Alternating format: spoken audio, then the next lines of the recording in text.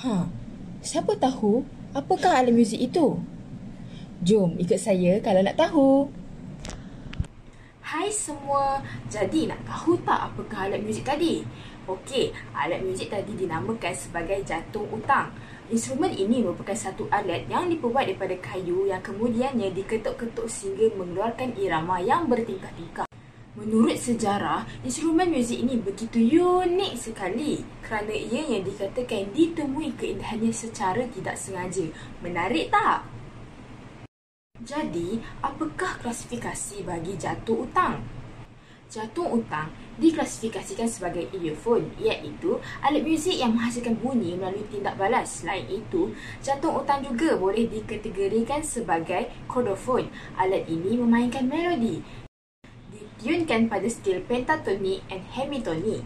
Alat ini mempunyai 9 hingga 13 bilah yang menghasilkan nada yang berbeza. Panjang lebih kurang 3 cm dan berdiameter 15 cm. Semakin pendek bilah, semakin tinggi nada yang dikeluarkan. Itu adalah hipotesis bagi jantung utang.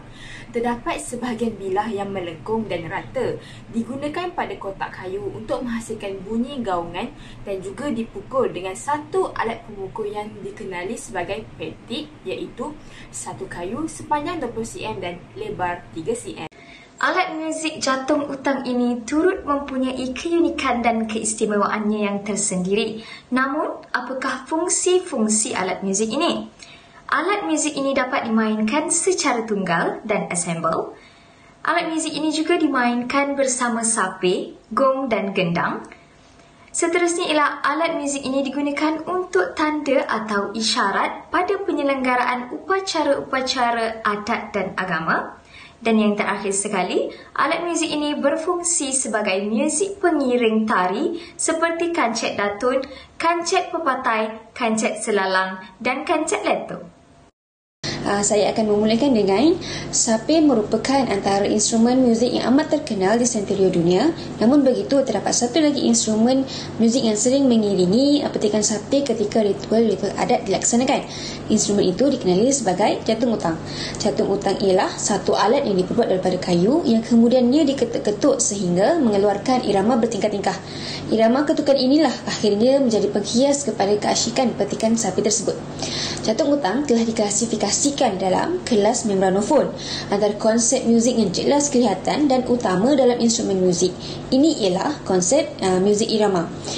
Jantung utang berasal daripada potongan kayu. Potongan kayu daripada pelbagai saiz itu mestilah diikat dengan tali lantas dan kemudiannya diketuk-ketuk bagi mengeluarkan irama ketukan yang berbeza-beza. Oleh sebab itu, bagi mengeluarkan irama ketukan yang menyedapkan haluan telinga, pemilihan jenis kayu amatlah penting. Untuk itu, bagi sesetengah pembuat jantung utang akan lebih memilih kayu meranti dan kebiasaannya batang kayu yang lurus dan mempunyai ukuran diameter 7 hingga 8 cm akan menjadi pilihan. Maka potongan kayu yang panjang adalah untuk mengeluarkan nada rendah, manakala potongan kayu yang pendek pula menghasilkan nada yang tinggi. Hal ini bertepatan dengan konsep muzik irama yang memperlihatkan perbezaan panjang pendek sesuatu nilai dalam corak irama tersebut. Seterusnya, konsep muzik warna tun juga adalah dalam instrumen juga terdapat dalam instrumen muzik jantung utang ini. Warna tun ialah bunyi-bunyian yang dihasilkan oleh pelbagai sumber yang mempunyai ciri-ciri yang tersendiri. Sesuatu bunyi-bunyian itu mempunyai mutu yang berlainan dan memberi satu gambaran atau idea yang tersendiri. Hasil dan mutu sesuatu bunyi itu adalah disebabkan oleh alat itu sendiri yang dibuat daripada bahan-bahan tertentu, cara buatan tertentu dan cara membunyikannya.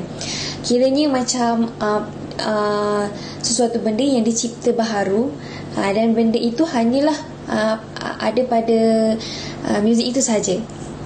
Hal ini dapat dilihat dalam jantung utang yang pembuatan alat suaranya diperbuat daripada alam semula jadi, iaitu potongan kayu daripada kayu meranti, dan maka hasil dan kualiti bunyinya amatlah unik dan dimainkan dengan cara-cara tertentu sahaja, yang mana instrumen ini kebanyakannya dimainkan oleh kaum Dayak Ulu.